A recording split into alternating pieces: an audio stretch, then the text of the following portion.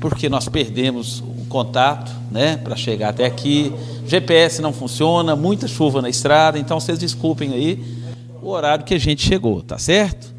E aí a Clícia, com todo o amor no coração, ela pede a gente para poder falar um pouco sobre o tema, tá certo?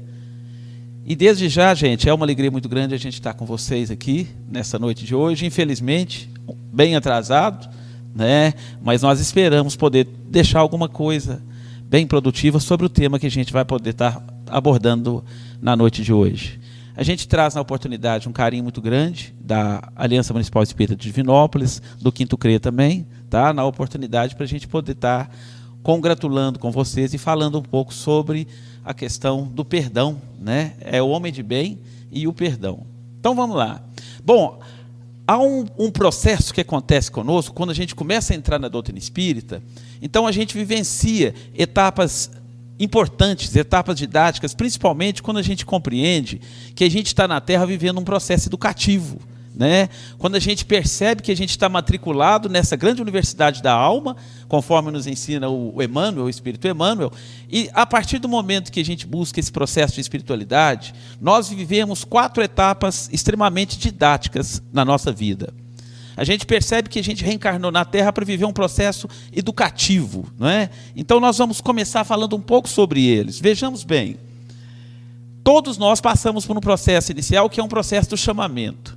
Quando a gente entra para determinado segmento religioso, quando a gente busca esse contato com a espiritualidade, eu diria que começa um processo de despertamento da alma, o despertamento do ser, porque todos nós somos chamados, seja pela via do amor, seja pela via da dor, pela via da doença, é um momento de despertar. Então eu diria que didaticamente, para a gente compreender a nossa existência, a gente passa pelo chamamento, né? A gente está na casa espírita hoje porque algo nos chamou e nós, de certa forma, atendemos esse pedido. Um outro processo didático que acontece conosco é o entendimento. É aquele momento que a gente começa a conhecer a doutrina espírita, mas através de determinadas informações. Então esse processo inicial também, ele é muito interessante, mas o momento mais importante desse processo didático que a alma vivencia é o processo da compreensão.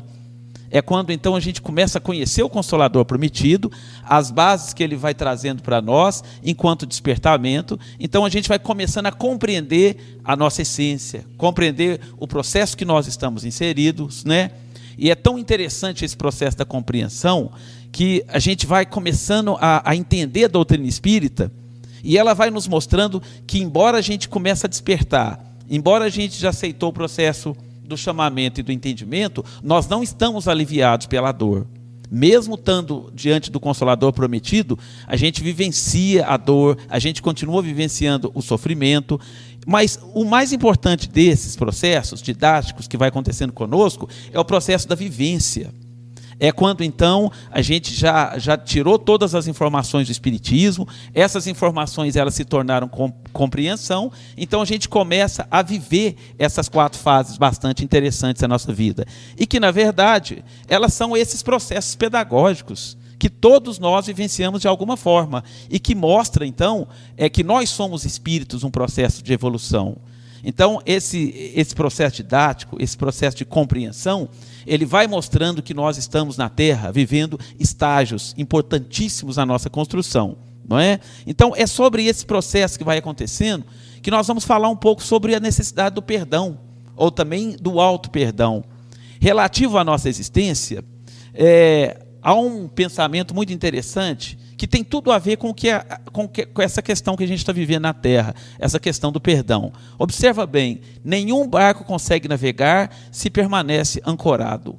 O que será que isso tem a ver com essa necessidade da gente aprender a perdoar? Essa necessidade de comunicar conosco mesmo, com o Criador, e exercitar de uma forma direta o perdão na nossa existência. Vamos lá, vamos avançar mais rápido por causa do tempo, né? Que já venceu, mas negar o perdão a si mesmo ou a outrem é como manter uma âncora que ele prende a uma pessoa, a um lugar ou a uma situação. Quando a gente adquire a compreensão da imortalidade da alma, quando nós começamos a assumir na Terra o aprimoramento da nossa essência espiritual, que todos somos, nós começamos a perceber a necessidade realmente da gente caminhar na vida sem criar inimigos, sem criar laços de desafeto. Porque, na verdade, conforme o provérbio nos ensina, quando nós criamos inimigos, quando nós criamos inimizades, automaticamente nós ficamos atrelados a ela. Na ótica da espiritualidade, nós viemos para fortalecer laços e não para manter laços de desafetos. Então, na realidade, quando a gente percebe um processo de evolução, um processo de construção da felicidade, nós começamos, então, a perceber a necessidade de reatarmos laços, de resgatarmos laços de afeto na vida da matéria, porque senão nós ficamos naquela condição, olha, nós somos como barcos que ficamos ancorados, né? Porque nós negamos a necessidade de trabalharmos o perdão na nossa vida, seja conosco ou seja com aqueles pelo qual nós estamos ligados pelas necessidades de ajuste. Então vejamos bem, perdão e misericórdia são duas grandes virtudes que caminham juntas. Se a gente for ver lá no capítulo do Evangelho segundo o Espiritismo, onde fala da lei do amor, nós vamos analisar muito bem que a misericórdia tem um grande significado na nossa vida e que faz a gente compreender melhor a necessidade do perdão. Vamos ver o que é misericórdia segundo o ensinamento de Jesus. Nós vamos ver lá em Mateus, no capítulo 5, que Jesus nos ensinava, bem-aventurados os misericordiosos, porque eles alcançarão a misericórdia. Nesse sentido, vamos entender melhor o perdão, porque uma virtude leva à conquista da outra. Perdão, segundo o Espiritismo, traz um sentido bem mais amplo, um sentido que realmente nos toca nessa ótica da imortalidade da alma.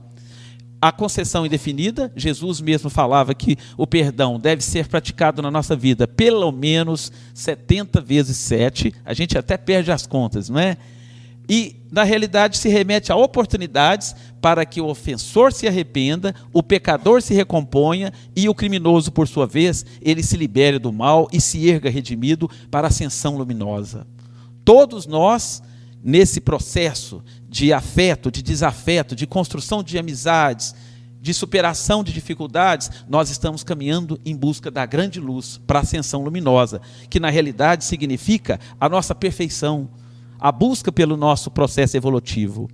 E a misericórdia, segundo o Espiritismo, já que a gente entende da necessidade da gente ser misericordioso, para que nós possamos, de alguma forma, assumirmos a condição de sermos alguém integrados ao reino dos céus, então nós precisamos compreender o que seria a misericórdia. Porque, junto com o perdão, a misericórdia são as duas virtudes que caminham lado a lado. E ser misericordioso é o quê? Ter a misericórdia no coração significa que consiste no esquecimento, significa em trabalhar o perdão das ofensas. O ódio e o rancor, eles nos aprisionam de certa forma, porque denotam a nossa dificuldade de evolução. Nesse sentido, né, o esquecimento das ofensas é próprio de uma alma que se encontra no estágio um pouco mais elevado e que paira acima dos golpes que lhe possam desferir. É difícil ser misericordioso, né? Principalmente no mundo que nós vivemos hoje, tomado muito mais pelo orgulho do que pelas bem-aventuranças. É muito mais prático na nossa cultura trabalhar uma cultura voltada para o egoísmo, voltada para o orgulho, do que propriamente dito, né? Viver aquilo que o Espírito de Verdade vem nos trazer. Então vejamos bem, como que nós agimos diante da misericórdia e dessa necessidade de perdoar as ofensas do nosso cotidiano. Quando nós recebemos uma ofensa, nós temos duas soluções práticas que na realidade revelam o nosso comportamento. A primeira delas, não é? A gente vai observar o seguinte, a solução, acho que pulou aqui. A primeira solução seria atender, na verdade, o perdão de acordo com o mundo. Quando a gente recebe uma ofensa, normalmente a gente trabalha a solução do mundo. O que seria isso? Prende-se à superfície do problema, pois induzam a cometer o mal para reparar o mal que tinha sido feito. O que seria isso? É diante das ofensas do mundo a gente agir como um homem do mundo, o revide, não é? Aquela necessidade que a gente tem de retomar a situação. Ou temos também uma solução segundo o Evangelho, que é mais profunda, porque vai em direção à essência do problema, aonde nós nos percebemos, e nos estimula a não revidar o mal com o mal, mas o bem com o bem, ou seja, o perdão das ofensas. Eu diria que esse seria o nosso comportamento ideal. Esse seria o nosso grande desafio ou a nossa resposta. A nossa resposta diante das situações e diante dos agressores que existem na nossa vida social. Esse seria exemplificar, então, na realidade, o perdão verdadeiramente cristão, que trabalha o perdão do coração. É diferente do perdão segundo o mundo, que trabalha muito mais o perdão das palavras, muito conhecido por nós, né? Porque em várias situações do cotidiano, a gente fala que a gente perdoa, mas o que vai no coração? Qual tipo de sentimento realmente está sendo vinculado no perdão do cotidiano, aquele perdão que a gente fala pelos lábios, mas a gente, conforme fala Paulo de Tarso, a gente não sente o teor dele no nosso coração. Olha o que o Evangelho segundo o Espiritismo traz para nós. Qual atitude seria essa do perdão do coração? O verdadeiro perdão lança um véu sobre o passado. É o único ato verdadeiro, pois Deus não se satisfaz com a aparência. Sonda o fundo dos nossos corações e os mais secretos pensamentos, não aceitando apenas palavras ou fórmulas. Muito conhecido por nós, né? Às vezes, quando a gente diz perdoar alguém, nem sempre a gente sente aquilo que realmente a gente deveria sentir ou pronuncia. É muito mais próximo do perdão dos lábios, o perdão que a gente diz das palavras, e que normalmente remete a quê? Eu perdoo, mas nunca me reconciliarei. Basta analisar na nossa vida pessoal quantas inimizades a gente já criou, quantos relacionamentos a gente tem desfeito e às vezes não estamos dispostos a reatá-los. Olha uma frase muito conhecida do nosso cotidiano, né? Eu perdoo, mas não quero vê-lo pelo resto de minha vida. É muito triste a gente ter que andar numa calçada e quando de repente você depara com uma pessoa que você tem uma diferença, você tem uma aresta e você tem que atravessar a rua para não vê-la olhos nos olhos, né? Esse é o perdão do mundo. É o perdão que na maioria categoriza atitudes ou comportamentos que são muito nossos, né? E aí o Espírito de Verdade ele vai mostrar para nós razões práticas, razões bastante lógicas para que a gente possa realmente trabalhar esse exercício do perdão. Mas o perdão não do mundo, o perdão do coração, obviamente. Primeiramente, quando nós somos agredidos, a reação sobre as formas predominantes é um direito que nós temos, que pertence ao homem. A atitude e a responsabilidade dela são nossas, mas a lei verdadeira, a verdadeira justiça, ela está na lei de Deus. Então, vale a pena a gente entender essa lógica para que a gente evite revidar no momento das ofensas. Uma outra razão muito lógica para a gente agir o perdão, segundo Paulo nos ensinava lá, que é o perdão do coração. Se desejamos justiça, estejamos certos. A reação da lei é muito mais poderosa do que as nossas. É interessante, né? Porque nesse momento desse processo de construção de nós enquanto cristãos, há várias situações do dia que nós mostramos ainda o quanto nós oscilamos a nossa fé. É muito interessante que esse fato aconteceu comigo até na semana passada, né? Meu filho prestou serviço para uma empresa de projetos e vencendo o mês, ele não recebeu nada. Algo muito típico da nossa cultura. Ele não recebeu nenhum tipo de salário. E eu fiquei preocupado porque ele foi lesado, na minha concepção. Aí muito preocupado com o Pedro, né? Cheguei para o Pedro, Pedro, você não vai fazer nada? Você não está pensando em utilizar um direito trabalhista que te defenda? Aí serenamente ele olhou para mim e falou assim, pai, eu acredito em Deus. Eu acredito na lei de causa e efeito. Mais dia, menos dia, se esse dinheiro for meu, ele vai voltar, obviamente, para mim. E eu diria que isso foi um tapa de luvas, né? Porque muitas vezes, na condição de pai, na condição daquele que quer proteger o filho das dificuldades e dos problemas do mundo, a gente quer agir, mas a gente desconfia de Deus. Então eu achei, assim, nesse momento, um ponto de serenidade que foi além das minhas expectativas. E a vida é isso mesmo. Aquilo que alguém... Então, eu me vi pequeno diante da afirmativa dele. Ele mesmo, ele olhou para mim e falou assim, pai, eu acredito em Deus, a lei de causa e efeito, se esse dinheiro realmente for meu, um dia ele vai voltar para mim. E isso é a vida. Realmente, né? Essa é a confiança que a gente tem que ter no Pai, e nem sempre nós somos tão seguros nas situações em que a gente é levado a dar o nosso testemunho real, de que tudo está sobre a custódia do Pai Criador, que nos ama e que sabe o que é melhor para nós realmente, não é? Um outro ponto interessante, com a nossa reação humana, não nos afastamos e nem apagamos o mal. Então, a forma como a gente diz que perdoa, ela não é a forma ideal.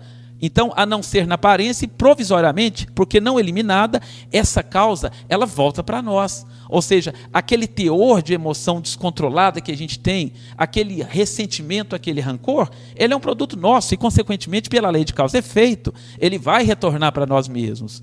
Isso porque nós não conquistamos ainda aquela harmonia necessária ou aquele equilíbrio que nós devemos ter diante das leis de Deus.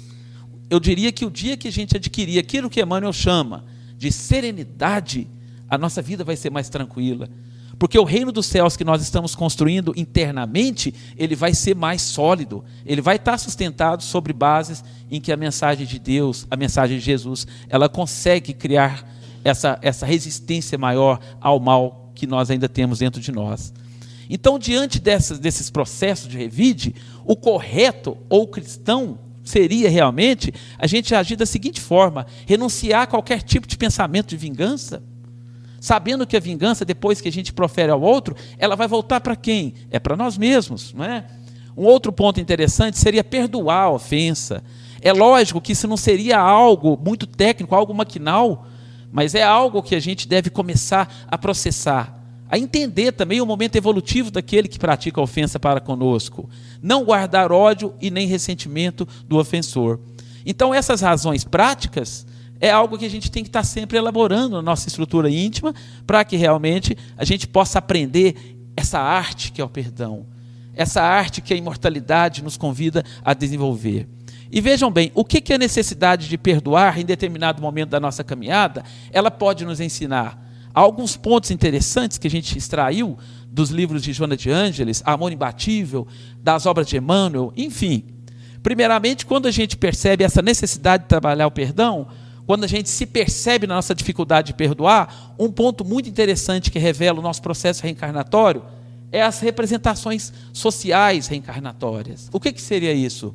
Como a gente age no dia a dia, na vida social. Ali está uma alma em processo de aprimoramento, ali está uma alma em processo de evolução. Quando você se percebe na família, ali estão os nossos verdadeiros testes, né? Os nossos verdadeiros testemunhos, as nossas provações. Então, as representações sociais pela qual nós vivemos o processo reencarnatório nos leva a perceber quem que nós somos ou quem que nós estamos sendo atualmente.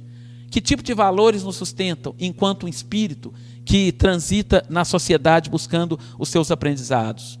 E que, ao mesmo tempo, nos leva a compreender o momento evolutivo que todos nós nos encontramos. Então, é importante a gente fazer essa leitura, ter esse olhar de quem nós somos a partir da forma como nós nos comportamos.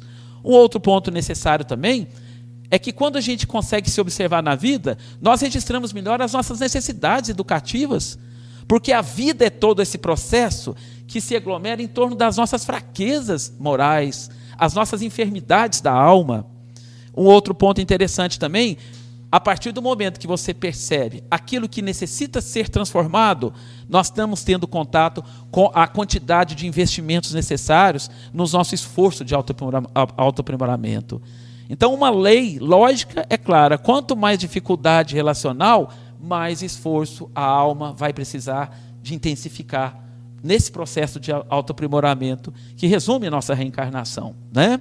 Então, a gente tem que dar conta desses esforços, tem que saber a medida exata para que a gente possa caminhar e buscar esse processo de automelhoramento, né, Clícia? Às vezes, os nossos investimentos nessa área são pequenos e a gente está terminando a reencarnação, ou às vezes as pessoas que estão conosco estão terminando e a gente não conseguiu esse processo de desvinculação, de perdão, né? A gente vê que o papai está desencarnando, a mamãe está desencarnando e eu não consegui perdoar meu pai nem minha mãe. Então, quer dizer, nós estamos nos momentos finais daquele convívio ali e o meu investimento é pequeno, porque às vezes a gente não consegue passar por aquilo. Eu queria pedir, quando houvesse uma parte, falar sobre o microfone por causa dos ouvintes da rádio. Estava falando aí, não sai do microfone. Quem está em casa não escuta. Não sabe o que a senhora fala. Ok? E é interessante o que a Clícia mencionou aqui, porque nós atendemos as famílias nas casas espíritas e percebemos situações extremamente delicadas, situações dramáticas, e que, na verdade, elas definem a plataforma de resgate daquele ciclo, daquele núcleo familiar. Então, quanto mais dificuldades, quanto mais problemas, maiores são as necessidades de autoaprimoramento, e que são diferentes de famílias para famílias. Algumas já aprenderam alguma virtude no sentido de perdoar e de trabalhar principalmente o auto-perdão, que a gente vai falar um pouco aqui. Mas observa bem, as dificuldades que nós encontramos, elas são relativas e proporcionais à nossa necessidade de autoaprimoramento. É isso que nós precisamos começar a compreender para podermos avançar no sentido da misericórdia, da resignação diante das leis do Pai. Porque nós percebemos as nossas dificuldades pelos problemas que nós passamos. Nós percebemos a nossa história através das provações que nós enfrentamos, das necessidades expiatórias que o Espírito traz na sua gama dessa caminhada. Então é nesse sentido que a gente vai realmente se conhecendo. E acredito que a Clícia falou muito bem sobre isso. A forma também como nós agimos diante das leis de Deus. Ela é muito interessante quando a gente começa a se observar nas nossas revoltas, nas nossas necessidades de trabalharmos também a resignação. Então eu diria que ainda somos espíritos que temos um comportamento, é lógico que não estamos falando, nenhuma lei é generalizada, mas até certo ponto temos ainda um comportamento um pouco rancoroso. Por quê? A mágoa ainda está no nosso caminho. Eu falo por mim, o ressentimento ainda nos acompanha em várias situações da nossa vida, porque nós não chegamos ainda nesse estado ideal da vivência do processo da misericórdia. Se não adquirimos ainda essa vivência da misericórdia, dificilmente o perdão vai ser algo interno, algo de coração. Então a mudança do comportamento rancoroso, ele é algo que pode ser melhor compreendido quando nós entendemos que estamos nos educando na terra. O Espírito Emmanuel, ele fala, quando ele vem falar da natureza, da qualidade de vida na Terra, ele coloca bem claro que todos nós, sem exceção, nós somos espíritos enfermos em busca de alta. E eu acho isso fantástico, Em determinados momentos a gente fala assim, não, mas eu não tenho nenhuma doença, eu não tenho uma enfermidade física, mas quem de nós não temos as nossas doenças emocionais? Quem de nós não temos as nossas dependências? Então nós estamos na Terra reivindicando a nossa condição de termos a alta um dia. Então, especificamente, quando a gente pensa em perdão, o que nós devemos trabalhar em nós? Antes de qualquer coisa, essa capacidade que a gente tem de reter a mágoa. Essa capacidade nós temos de termos ainda o ressentimento na nossa caminhada, que obviamente ela mostra em nós o desejo de vingança. Em muitas situações da vida a gente fala assim, que faça justiça contra essa pessoa que me lesou. Mas essa justiça, ela não é a verdadeira justiça. Porque o desejo que está por trás de tudo isso é a necessidade que a gente tem de ver uma vingança acontecendo. Um outro ponto interessante, às vezes algo que a gente tem que trabalhar muito é a severidade conosco mesmos. Nós, em determinados momentos, nós somos muito severos com a nossa evolução, que na realidade tem que ser visto de uma forma serena. O verdadeiro processo educativo, ele compreende, ele não pune. Então, se a gente pune a nós mesmos, consequentemente, nós vamos também punir o outro. Da mesma medida que nós agimos para conosco, nós agimos para com o outro. O apego demasiado também às convenções sociais. Às vezes nós estamos transitando na matéria, mas a própria relação que nós temos com ela reflete muito mais o nosso apego do que a necessidade de desapegarmos disso, desapegarmos das contingências da matéria. Certa vez, numa das nossas reuniões mediúnicas, eu ficava preocupado em tentar entender o sentido da morte na nossa vida e o sentido de vivermos a materialidade em harmonia. E um amigo espiritual, ele me trouxe um ensinamento que eu nunca mais esqueci. Ele disse para mim o seguinte, falou, olha, Evaldo, a gente materializa na vida corporal para aprender a desmaterializar. E eu achei isso com uma filosofia muito profunda, porque parece a contradição, mas na verdade está a sabedoria. A gente reencarna para aprender a desencarnar, a nos desligar das convenções da matéria. A gente está no mundo não é para reforçar a materialização, é para desapego da matéria. É usufruir daquilo que a alma pode extrair de melhor, mas não nos apegar às convenções sociais. Então isso também tem muito a ver com essa necessidade da gente trabalhar o perdão. Ao mesmo tempo, a ausência da fé no futuro. A gente não confia em Deus como deveria. Realmente a gente professa esse credo, a gente fala dessa teoria, mas nem sempre. A gente tem um medo da vida que a gente está a viver ainda, né? E, consequentemente, a dificuldade de reconciliação é o excesso de altruísmo. Gostar de nós é algo extremamente necessário, está na lei maior, é a lei divina, mas o excesso também nos leva em direção ao egoísmo e ao orgulho. A necessidade de reconhecimento, né? Nós ainda na vida social, quando fazemos algo, imediatamente a gente quer ter o retorno daquilo, quer que as pessoas nos dêem uma devolutiva, né? Ah, eu fiz o bem, então eu quero que todo mundo pronuncie a gente como um coautor desse processo. É algo que nos apega ainda às dificuldades, né, que a gente deve buscar pela educação. E a falta de convicção do amor de Deus em nossas vidas. Não vivemos ainda, a grande maioria, como nós somos seres amados por um Pai que nos ama de uma forma incondicional, né? Estamos longe ainda de compreendermos isso. E a reencarnação vem trazer justamente esse sentido, esse duplo sentido de educação. Na medida que a gente educa, a gente contempla as grandezas do Pai, que todos nós estamos envolvidos.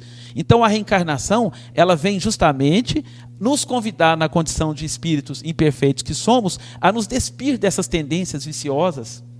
O Espírito Emmanuel fala que são os nossos condicionamentos, os nossos atavismos que são impregnados na nossa mente, que quando a gente reencarna, a gente traz isso tudo, né, ao longo das nossas existências. Isso vai criando dificuldades relacionais e que vai reforçando toda a nossa atitude pautada nas duas grandes mazelas que existem na sociedade, ou na humanidade, que é o orgulho e o egoísmo. Então isso nós trazemos e, na realidade, reforçam muitos dos nossos comportamentos rancorosos, cheios de ressentimento na vida da matéria. E trazemos essas predisposições que nos dificultam, na verdade, a prática do verdadeiro perdão, né? Então, é o que a gente colocou sobre Emmanuel, quando ele vai falar dessa plataforma social, como que ele explica a nossa qualidade de vida num planeta de expiações e provas. Somos milhares e milhares de almas que desconhecem o fardo da verdade ou da responsabilidade perante a lei e a necessidade evolutiva. Às vezes a gente começa a compreender a verdade e a gente discorda dela. Às vezes a gente percebe a dificuldade que temos de aceitar a verdade, porque ela se torna um fardo para nós. Mas é necessário esse processo de depuração, é necessário esse processo de compreensão das verdades que envolvem a sociedade terrena, seja aqui no plano encarnado, ou seja na reticidade, porque a evolução contempla esses dois continentes diariamente, né? Em todos os segundos da nossa existência, estejamos aqui no plano físico, no plano espiritual, pode haver uma grande possibilidade de uma marcha na nossa conquista evolutiva. Vamos analisar então aqui, rapidamente, como que a lei maior, ela nos, de certa forma, ela nos coloca em escalas da evolução. Como que nós estamos perante a vigência dessa lei. Entendemos que a lei maior que existe para nós, segundo nos ensinou Jesus, seria amar a Deus sobre todas as coisas e ao próximo como a ti mesmo, não é? Vivemos isso na íntegra? Conseguimos realmente amar a Deus sobre todas as coisas e ao próximo como a ti mesmo? Até que ponto, em que gradação da lei nós nos encontramos? Então eu convido a gente a pensar num processo de autoanálise para que nós possamos nos localizar dentro da obediência ou da nossa teimosia diante dessa lei maior. Eu diria que essa é o compêndio, é a síntese de todas as leis exemplificadas por Jesus, né? E ela vai ser trazida aqui à tona nas próximas discussões. Mas eu acho importante a gente se localizar, geograficamente falando, na plataforma espiritual que nos conecta na evolução. Aonde nós estamos na escala evolutiva? Então vejamos bem, amai a Deus sobre todas as coisas e ao próximo como a ti mesmo. E o que seria esse pensamento? O que seria essa ascensão evolutiva? Que ponto nós estamos da evolução? Sendo espíritas, sendo aí, divulgando todos os nossos papéis sociais que a gente convive no dia a dia. Primeiramente, vamos tentar pensar o que seria amar a nós mesmos. Quando a gente começa a amar nós mesmos, eu diria que ali é o ponto de partida da compreensão da lei. É amar, é cuidar de você mesmo. Você é uma criatura que foi originada de acordo com a vontade do Pai. O amor do Pai envolve a nossa criação. Então, quando a gente começa a compreender a lei, não pelo bom senso, não pelo discernimento ainda, nós começamos a trabalhar em nós a obediência. Nós começamos a obedecer, porque na realidade a gente compreende que o amor ele não é escolha, o amor é lei. Infelizmente, a gente ainda escolhe as pessoas que a gente quer amar, mas porque não compreendemos o teor da lei. O que é lei é imperativo, é algo que necessariamente deve ser seguido para o nosso bem e para a nossa felicidade maior. Então a gente começa a compreender a vida como uma proposta ligada à felicidade. Na medida que a gente é obediente ao Pai, nós começamos a nos amar, porque isso tem muito a ver com a aquisição da nossa autoestima, porque nós não somos filhos adotivos, nós somos criaturas que temos um Pai que nos ama incondicionalmente. Nesse ponto, então, a gente começa a amar todas as coisas. Quando a gente começa a sair dessa gradação, começa a gostar de nós mesmos, nós estamos trabalhando a resignação. Nós estamos trabalhando a serenidade. Então, aí nós começamos a nos identificar com a vida. Seria aquele ponto que a gente começa a gostar de viver, a gostar de si mesmo, a gostar de caminhar para esse encontro que nós começamos a estabelecer com o Criador. Começamos a nos relacionar melhor com tudo o que está ao nosso redor. E ao redor dessas coisas que nós gostamos, ao redor dessas relações que nós começamos a aprimorar, nós começamos a gostar do próximo. Nesse ponto a gente percebe a necessidade das grandes asas que nos elevam espiritualmente. As grandes virtudes que são a caridade, o respeito ao momento evolutivo do outro, a igualdade, a solidariedade e a verdadeira fraternidade. Então tudo isso faz com que a gente chegue então a perceber o amor ao próximo. E quando a gente começa a amar ao próximo, é uma ligação que nós começamos a construir para amar a Deus. Seria um estado, então, onde a gente percebe que o germe da perfeição, ele está em todos nós, enquanto potência, não enquanto ato. Porque, na verdade, Deus é ato, nós somos potência, conforme falava Aristóteles, porque toda potencialização divina, ela, em determinado grau, ela está em nós enquanto essência. Deus é a inteligência suprema, nós somos inteligentes, mas nós não somos perfeitos em matéria de inteligência. Nós temos o germe da inteligência em nós, o germe da bondade, o germe do bem, o germe da serenidade, e o germe do perdão. É tão interessante que mesmo tendo a dificuldade de perdoar, o germe da misericórdia, ele está instalado em cada um de nós. Observa quando às vezes você está numa rua, alguém te fecha, Vamos supor uma situação que talvez vocês não passem aqui, mas Divinópolis passa muito. Arcos talvez não viva isso, já está num grau de evolução um pouco melhor. Mas quando alguém te fecha na rua, ou passa um sinal fechado, imediatamente você vai correndo atrás dele para tentar revidar aquela situação. E aí quando você percebe que a pessoa te cortou, porque talvez ela está com uma criança que está doente, vai levar no hospital, como que você age nessa situação? Logo, naquele motorista que você queria dar uma resposta, o que você faz? Você abre seu coração, entendeu, compreendeu a dor do outro, está vendo?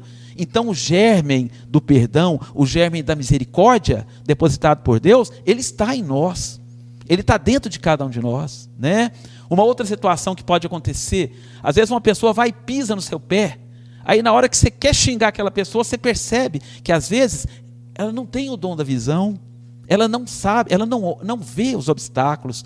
Imediatamente, o que age no seu coração? A serenidade, a bondade. E a gente que se sente, às vezes, envergonhado por determinadas situações, em que a gente deveria acessar o germe do perdão ou da misericórdia instantaneamente. Não seria não revidar as ofensas? Não seria não atingir o agressor? Então, esse seria um patamar onde a gente começa a viver a lei, quando a gente percebe que a lei está dentro de nós enquanto virtudes, em determinado grau, em determinada essência, essa construção sólida, a gente começa a fazer em nós. Então, vejam bem, nós diríamos que esse chamamento à vivência da lei, ele está em nós em determinadas formas de amar. Há um estudo comparativo que eu comecei a desenvolver, e aí eu peguei a lei de amor no Evangelho segundo o Espiritismo e uma obra magnífica que é a Evolução em Dois Mundos. E a gente vai ver tanto Emmanuel como André Luiz dentro da visão cósmica, a visão plena deles, retratar que nós amamos determinada gradação. Nós, de alguma forma, na vida da matéria, ou mesmo no plano invisível, nós estamos atendendo a determinadas gradações do amor. Não chegamos à vivência ou à vigência da lei ainda, mas de alguma forma, na condição que nós nos encontramos, nós amamos. Nós conseguimos amar. Mas o amor também, se você pegar principalmente a Evolução em Dois Mundos, ele há algumas gradações. Por exemplo, o amor-sensação. O que seria esse amor-sensação? Seria aquela parte, aquela camada da sociedade, da Terra, que envolve tanto espíritos encarnados e desencarnados, que ainda necessitam da sensação. Talvez a gente está até nessa gradação ainda, né? Mas veja, o que é o amor-sensação? São aqueles sentimentos ainda presos ao prazer dos sentidos, do gozo, do ilusório, é aquilo que é de imediato, né? A gente percebe no cenário social uma gama de espíritos que passam pelos nossos caminhos que ainda precisam da sensação para buscar a felicidade. Mesmo que essa felicidade ela seja algo imediato. É aquilo para satisfazer naquele momento. Então, a gente percebe isso. São espíritos que eles estão tentando se aproximar da lei, mas nesse momento eles estão na relação do amor-sensação.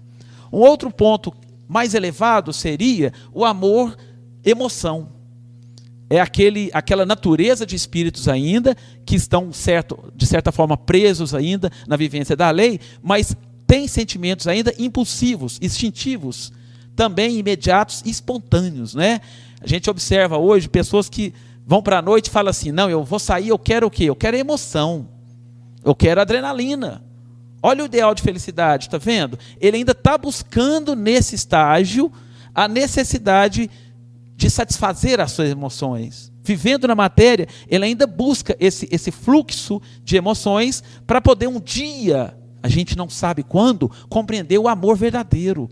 Mas são espíritos que ainda estão nesse processo, né? A gente vê muito aí o jovem, o adulto, né? Fala assim, o que você vai fazer hoje? Não, eu quero adrenalina. Não fala assim? Eu quero adrenalina, eu quero buscar adrenalina. É o estágio do amor, emoção ainda. E não é o necessário. Se a gente está nele, a gente tem que tentar divisar patamares maiores, para a gente entrar no amor-sentimento. O amor-sentimento é quando você percebe que nas relações que você tem para com o outro, na sua vida social e para consigo mesmo, há algo mais essencial, algo que nos sustenta, que é o amor-sentimento. A gente percebe na Evolução em Dois Mundos, nesse processo de estágio que a alma adquire, porque começou lá do mineral, não é isso? Começou do mineral. Então, aí nesse ponto, ele já começa a viver emoções mais apuradas. É um espírito que tem uma vida, uma relação mais introspectiva, uma relação mais serena, porque percebe que a verdadeira relação do coração, ela é construída, ela é fruto de um processo, ela não é imediata, conforme os espíritos que estagiam lá nos universos dos amores subsequentes. Né? Vocês querem ver um ponto interessante que a gente começa a experimentar o verdadeiro amor-sentimento? É quando você tem um filho. Aquele filho, ele te leva a experimentar um pouco do verdadeiro amor-sentimento. E quando você tem um neto também, né, Clícia? Ou uma neta, né? Aí você começa a experimentar, então, o que é essa sensação, ou melhor, o que é esse sentimento. Porque, na realidade, a gente já começa a desprender do amor-sensação. Porque a própria vida, com todas as circunstâncias, ela está te convidando a viver a lei de Deus. Se é lei, então, obviamente, a gente vai caminhar gradativamente na vivência daquele último patamar lá, que é o amor fraternal. O que seria esse amor fraternal? É o amor dos anjos. É o amor verdadeiro, é um amor pleno, em que você percebe o outro, que você se felicita com a felicidade do outro. Eu diria que é um amor feliz, né? E ele é um amor que compreende e é incondicional em todos os aspectos. Eu diria que no dia que a gente chegar nesse amor fraternal, nós não vamos cobrar mais o comportamento do outro. Nós vamos compreendê-lo. Nós vamos entendê-lo nas suas dificuldades. Porque nós vamos adquirir a serenidade necessária para amar sem condições, né? Então, a gente vai ver lá na escala espírita, lá no Livro dos Espíritos, que os espíritos puros ou os felizes, eles já chegaram nessa gradação do amor fraternal. É o amor pelo amor, é aquele amor que não pede nada em troca. Está vendo? Ali a gente começa a perceber as nossas dificuldades de perdoar. Por que a gente não perdoa? Por que a misericórdia é algo que ainda não é essencial ou não é uma das prioridades da nossa vida? Porque nós, às vezes, estamos presos ainda em algum daqueles patamares do amor sensação, do amor emoção, e queremos viver as relações com o próximo e na sociedade bastante imediatistas, né? Vamos então compreender o que o Espiritismo exerce nesse processo de transformação como uma base educativa, principalmente comportamental, principalmente do sentimento.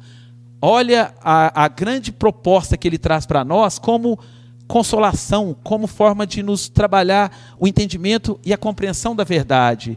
Essas questões, elas alteram completamente o nosso senso de existência.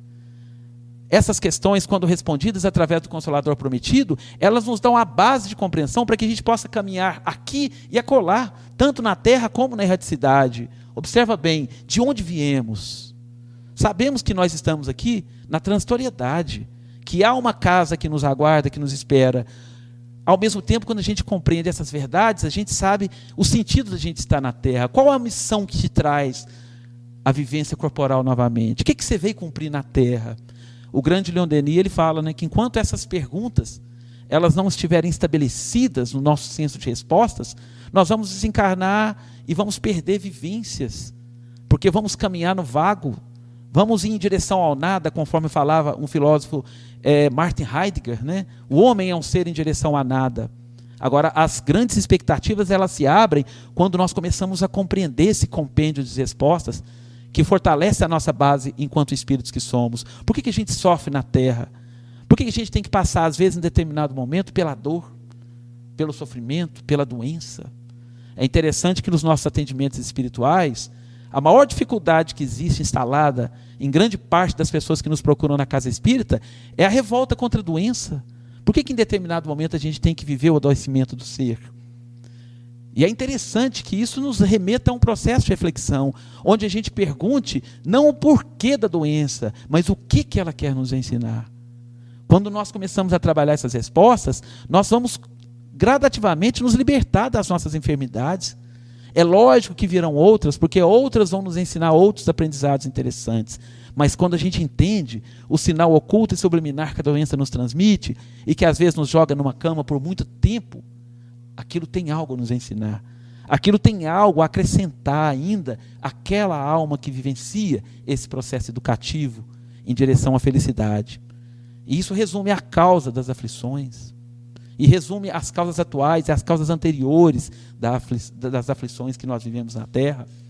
Isso resume também a necessidade da gente trabalhar o amor e o auto-amor como a lei divina que nos chama, né, a esse processo essencial do despertamento.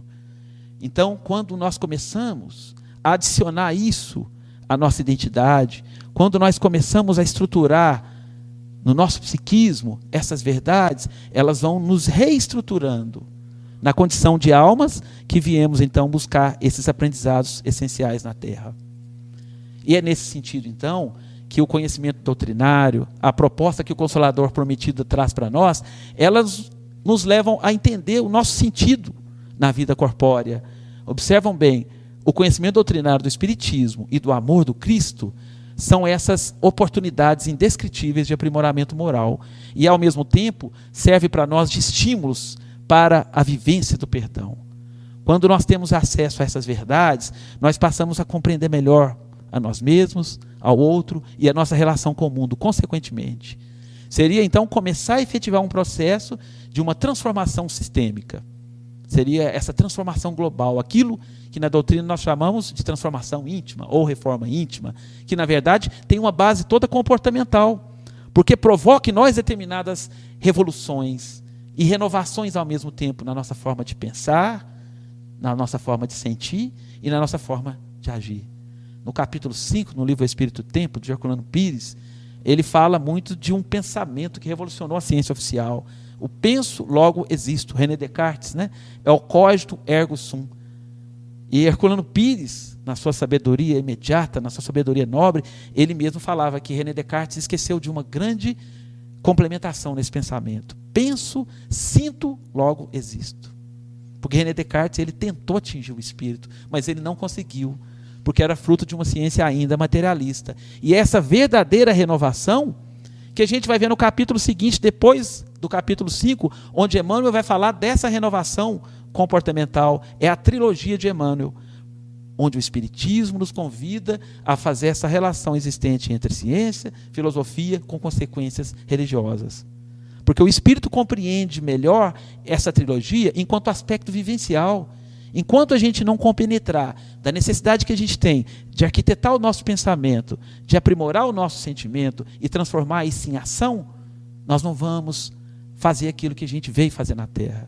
E que, na verdade, a revolução do sentir, a evolução do pensar e do agir, são os princípios básicos que sustentam a pedagogia de Pestalozzi, né? O verdadeiro ser integral é aquele que se educa no intelecto, no sentimento e nas mãos para o trabalho. É isso que nós estamos tentando viver de alguma forma, nessa base comportamental que a doutrina espírita vem nos instruir e que nós chamamos de autoevangelização. É isso que nós tentamos fazer com as nossas crianças e às vezes esquecemos de fazer com nós mesmos. Porque aquele que evangeliza, ele evangeliza a si também. Todos nós estamos na condição de evangelizandos. Concorda, Clícia? É isso que a gente vive na casa espírita. Então, gente, sintetizando, porque senão nós vamos ficar aqui até as 2 horas da manhã, compensando o meu atraso fatídico, né? A sublimação da ira, do rancor e do auxílio dos bons espíritos também está muito bem enfatizado no Livro dos Espíritos. Quando, então, na questão do Livro dos Espíritos 910, olha o auxílio que nós temos além dos nossos esforços. Está lá quando Kardec pergunta: o homem pode encontrar nos espíritos uma assistência eficaz para superar as suas paixões? Observa, nós temos a companhia do alto quando nós aceitamos o desafio de vencer as nossas más tendências, que na verdade são frutos milenários, né? Porque os nossos vícios, as nossas paixões, eles não foram adquiridos agora. Se nós entendemos a ótica imortal, muitas das nossas teimosias, elas se perdem na poeira dos tempos. Aí traz o Espírito de verdade. Se ele ora para Deus e ao seu bom gênio com sinceridade, os bons espíritos virão certamente à sua ajuda, porque é a sua missão. Então, aqueles que vieram nos proteger, que vieram nos avaliar, imediatamente eles atendem o nosso chamado, quando os nossos pedidos eles são autênticos, quando os nossos esforços eles são verdadeiros. Logo após também, há uma outra questão que reforça o auxílio que nós temos sempre dos amigos espirituais. Quando na questão 909, né, a gente vai ver Kardec perguntar: o homem poderia vencer as suas más tendências pelos seus esforços? Pacientemente, o Espírito de Verdade nos responde: sim. E algumas vezes, por fracos esforços. Está vendo? Se a gente investisse um pouquinho mais, mas com autenticidade, com verdade no coração, os nossos resultados seriam maiores. Olha, é a vontade que lhe falta. Quão poucos dentre vós fazem esforços. Está vendo? Nós estamos muito mais apegados à teimosia, à materialidade, do que à necessidade de desenvolver esforços em prol da nossa felicidade real. Porque nós temos que entender o que é a felicidade do mundo e o que é a felicidade verdadeira da alma. Está lá da missão do homem no mundo e também a missão do homem inteligente na Terra.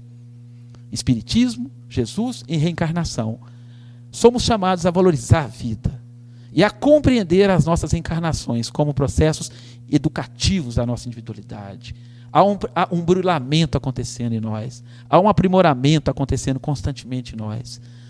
Vale a pena a gente ter contato com esse processo. Vale a pena a gente conhecer a velocidade dessa dinâmica, porque está ali a intensidade que eu tenho de evoluir dentro daquilo que a vida me oferece, enquanto estruturas para o meu aprimoramento. Quando eu me observo na família, quando eu me observo do trabalho, na minha pessoalidade, na minha vida pessoal, ali nós estamos buscando adquirir o autoconhecimento tão proposto pela sabedoria socrática. Quando impulsionados a desertar das experiências que Deus nos destinou na vida terrestre, devemos recorrer sempre à oração. Essa conexão do filho com o pai, ao trabalho metódico que nós devemos começar a conquistar conosco mesmos, nesse universo, às vezes, tão desconhecido por nós, aos métodos de autodefesa, em auxílio da nossa fortaleza, de modo a não fugirmos daquilo que nós viemos realizar na atual existência. Vamos pensar com muito carinho sobre esse trabalho operoso que envolve os nossos projetos reencarnatórios. E qual que seria o papel do Espiritismo, condensando todas essas necessidades existenciais, essas necessidades próprias da nossa identidade, que somente nós mesmos conhecemos. A crença no Espiritismo ajuda o homem a se melhorar, firmando-lhe ideias sobre certos pontos do futuro, apressa o adiantamento dos indivíduos e das massas, porque faculta que nós inteiremos do que seremos um dia. Eu diria que a reencarnação, na minha forma de ver, ela é uma conexão que nós estabelecemos, onde nós estamos sincronizados com presente, passado e futuro. Estamos aí, nesse exato momento, sabendo da nossa história. Podemos modificá-la no nosso processo aqui, nesse exato momento, projetando um futuro existencial mais leve e mais suave. Não é à toa que a vida futura ela é a coluna vertebral que sustenta, né, a proposta espírita. Então está lá no livro dos Espíritos, no 982, o Espiritismo ensina o homem a suportar as suas provas, com paciência, com resignação, afasta-o dos atos que possam retardar esse anseio, essa proposta de sermos felizes, né? Jesus, na sua máxima, sempre nos mostrou a necessidade de pensarmos, de compreendermos e de vivermos a prática do perdão. Reconciliai com o mais cedo possível com o vosso adversário, enquanto estiverdes com ele a caminho, para que não suceda que o vosso adversário vos entregue ao juiz, e que o juiz vos leve ao ministro da justiça, e que sejais mandado para a prisão. Eu vos digo em verdade, que não saireis de lá, enquanto não houverdes pago até o último cetil. Então observe bem, né? Quem são os nossos inimigos que estão no nosso caminho? Quem são os nossos desafetos? Quem são as nossas inimizades? Primeiramente, vamos tentar analisar e perceber que os verdadeiros inimigos, até de uma forma psicanalítica, a Aline conhece isso com muito mais propriedade, os verdadeiros inimigos, eles estão dentro de nós. Eles não estão do lado de fora, porque em muitas situações, aqueles que estão lá de fora são as nossas vítimas. Mas os verdadeiros inimigos a serem trabalhados ou sublimados, eles estão dentro de nós. Em forma do orgulho, em forma da tola vaidade, conforme está no Evangelho segundo o Espiritismo. E aí a gente projeta a nossa maldade nas pessoas, nos julgamentos que a gente faz, nas relações interessadas que a gente desenvolve na vida social. Então é importante que a gente busque trabalhar com todos eles a necessidade da compreensão, a necessidade do perdão, da misericórdia, enquanto nós estamos nesse caminho, enquanto eles estão próximos de nós, para que nós não sejamos entregados ao juiz, ou entregue ao juiz, que seria o quê? A nossa própria consciência. É lá que está a nossa possibilidade de conquistarmos uma felicidade, mesmo que relativa, aqui na Terra. Porque, caso contrário, não sairemos de lá enquanto não houverdes pago até o último cetil. Às vezes a gente quer projetar uma vivência num mundo mais evoluído, numa sociedade mais justa e mais íntegra e menos corrupta, mas é importante que, enquanto a gente não aprender essas máximas, enquanto não adequarmos a vivência da lei divina, com a felicidade e a serenidade no nosso coração, porque a lei como tal ela tem que ser compreendida. E aí nós conquistamos a alegria de viver dentro dessas leis maiores que o Pai nos criou, porque ela nos leva à condição de sermos mais felizes. Porque, caso contrário, a gente vai permanecer na Terra até pagarmos o último cetil para a nossa consciência, né? E para encerrar, gente, agora encerrar de verdade, né? Eu penso assim, que é muito importante a gente começar a estabelecer essas conexões mais sábias, mais conscientes com a nossa vida, compreendermos essa transitoriedade que todos nós estamos aí, de alguma forma, vivenciando, mesmo no momento do erro, há aprendizado, nos acertos também, nas necessidades que a gente tem de reafirmar cada vez mais, a necessidade de sermos mais autênticos na vida social, para conosco mesmo, para com Deus, e consequentemente, né, vivermos a transitoriedade, vivermos essas convenções da vida da matéria, mas conforme fala o Espírito Paulo, que a gente não extinga a percepção que a gente tem de ter de seres espirituais que somos, não homens que temos um espírito, mas um espírito que temporariamente habita um corpo. Vamos começar a pensar nessa necessidade de passar pela terra, de deixarmos os nossos desapegos, as nossas dependências. É isso que significa o aprimoramento reencarnatório para cada um de nós, né? Nas nossas visitas que nós fazemos, nas casas espíritas, nos hospitais, Certa vez eu encontrei um político de grande influência no nosso meio, da nossa cidade, e que, consequentemente, ele tinha uma vida bastante abastada, no sentido de ter uma situação financeira muito bem aprimorada. Era uma pessoa que tinha todas as riquezas materiais. Para ele, não faltava nada. Ele vivia numa fartura bastante abastada. E quando eu fui visitá-lo, fazia as visitas nos hospitais pelo centro, né, eu entrei num quarto e eu me assustei, porque lá estava ele, numa cama, num estado próximo de uma fase terminal, vitimado por um câncer que dilacerava o seu organismo. E com o tempo eu fui visitando esse amigo, né, e ele criou um certo vínculo comigo. E num desses dias ele me chamou, ele falou para mim: olha, eu daria toda a minha fortuna, todo o meu patrimônio, para poder voltar para casa e ter pelo menos um dia que eu pudesse abraçar meus filhos, meus netos, a minha esposa. Eu daria tudo o que eu conquistei na vida para poder sair daqui e viver pelo menos mais 24 horas com eles. E, para minha surpresa, né, eu guardei isso na minha mente. Quando eu fui no dia seguinte visitá-lo, ele já não estava lá mais. Então, na minha percepção, ele estava registrando o momento de fazer essa grande passagem de volta para a nossa casa, mas ainda apegado às convenções da matéria. E a partir desse fato, eu comecei a pensar em mim mesmo, em nós mesmos, porque em muitas situações do nosso cotidiano, às vezes a gente também não valoriza o próximo que está do seu lado, a gente não fala para o filho o quanto ela é importante, a gente deixa de falar para a esposa o quanto que ela nos ajuda a nos organizar espiritualmente, ou a gente deixa de falar para o marido o quanto eles nos ensinam. Que a gente, diante do Consolador prometido, essa bagagem maravilhosa que a gente está recebendo, que a gente não deixe para amanhã o que deve ser feito hoje. Porque em muitas situações da vida, aquilo que a gente deixou de fazer no dia de amanhã pode fazer muita falta. E talvez a gente não vai ter mais a oportunidade de realizar essas pequenas coisas, mas que foram tratadas no campo do coração. Nas nossas reuniões mediúnicas, essas circunstâncias elas são vivenciadas constantemente. Quantos espíritos estão do outro lado da vida e que choram a oportunidade, talvez, de ter dado uma flor para a esposa e não deu, de falar o quanto as pessoas que estavam com ela no meio da família, elas eram importantes. Que a gente não deixe isso passar despercebido. Vivamos a oportunidade da reencarnação com o coração que nos convida a sermos mais solidários, a sermos mais fraternos para com o outro e, consequentemente, conosco mesmos. Aí nós estaremos caminhando, então, para a compreensão da bondade divina na vida de todos nós.